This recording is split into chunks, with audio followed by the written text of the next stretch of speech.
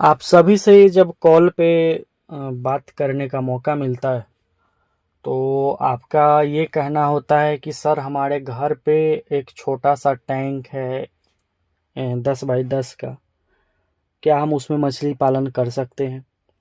बहुत सारे लोग बोलते हैं कि हमारे दरवाजे पे 10 बाई 10 का गड्ढा है या गड्ढा बनवा कर हम मछली पालन कर सकते हैं। बहुत सारे लोगों का ये कहना होता है कि हमारे पास ज़मीन तो है, बड़ा टुकड़ा तो है, लेकिन हम चाहते हैं कि पहले छोटे में हम ट्राई कर ले, सीख ले, उसके बाद हम बड़े तालाब की ओर जाएंगे जब हम सफल हो जाएंगे। ऐसा अक्सर किसानों का कहना होता है।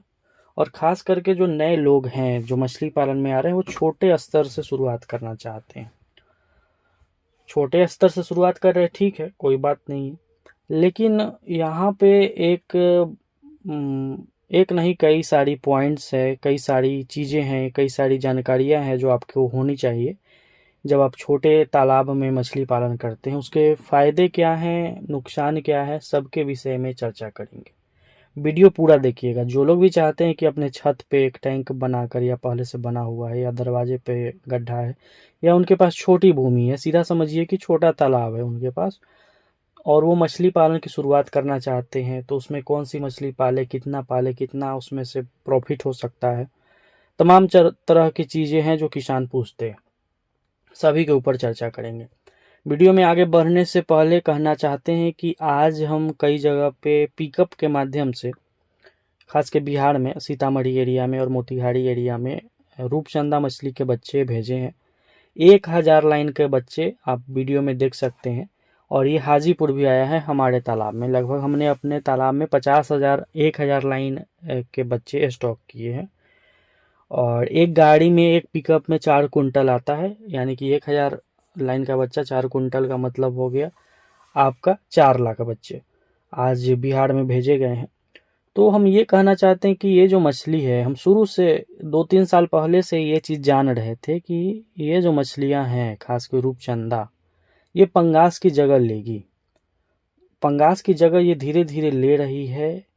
और आगे चलकर आप मार्केट में देखेंगे या किसानों के यहाँ देखेंगे तो इस मछली का काफ़ी क्रेज हो जाएगा। हर तालाब में आपको रूपचंदा मिलेगा। तो इसी क्रेज को बढ़ते देखते हुए हमने भी अपने यहाँ हाजीपुर में कुछ बच्चे स्टॉक किए हैं रूपचंदा के, 1000 लाइन के। जो लोग ये चाहते हैं कि सीड बेचा जाए रूपचंदा का, या फिर मछली पालन ही किया जाए रूपचंदा का, और चाहते हैं कि ज़्यादा ले, 3 कुंटल, 2 कुंटल, 4 कुंटल, इस तरह से, तो पिकअप के माध्यम से हम उनको भेजेंगे। आज कई जगह पे गया है।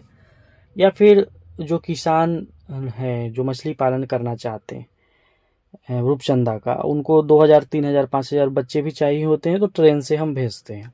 जो बच्चा पिकअप से जाएगा वो थोड़ा सस्ता पड़ेगा, थोड़ा क्या, बहुत उसमें फ़र्क आएगा जो बच्चा ट्रेन से भेजेंगे, क्योंकि आपको होलसेल में मिलेगा। ज़्यादा बच्चा आप लेंगे तो रेट आपको कम मिलेगा, उसमें पैकिंग का, ट्रेन का खर्चा, ये सब बच जाता है। शर्त ये रहता है कि गाड़ी से जब जाता है तो 3 कुंटल बच्चा जाता है। तो किसी भी किसान भाई को चाहिए होगा।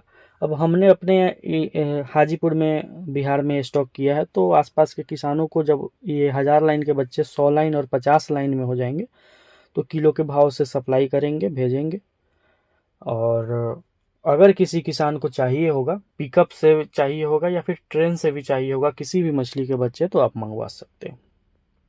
आ जाते हैं हम अपने आज के मुद्दे के ऊपर, टॉपिक के ऊपर, कि छोटा तालाब। देखिए, दो तरह के किसान हैं। एक तो सोचते हैं कि हम टैंक बनाए।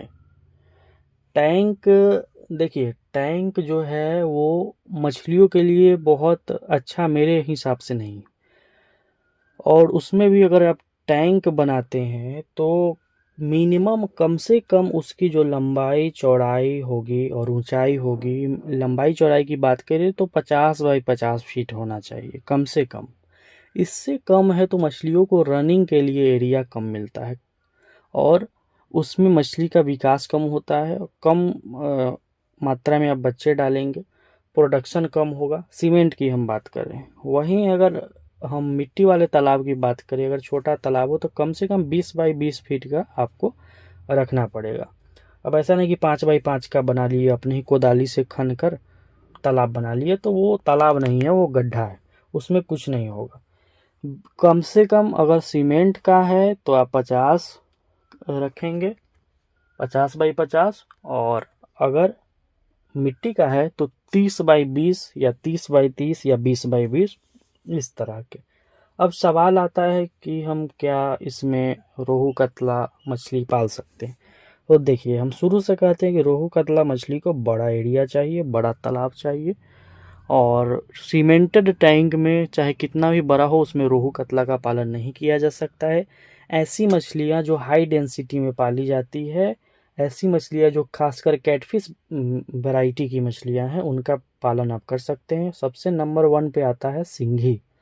सिंघी मछली को टैंक में भी आप पाल सकते हैं, लेकिन टैंक वही थोड़ा बड़ा होना चाहिए।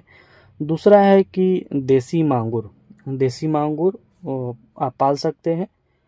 तीसरा है पावदा, पावदा, कवई और गैंची।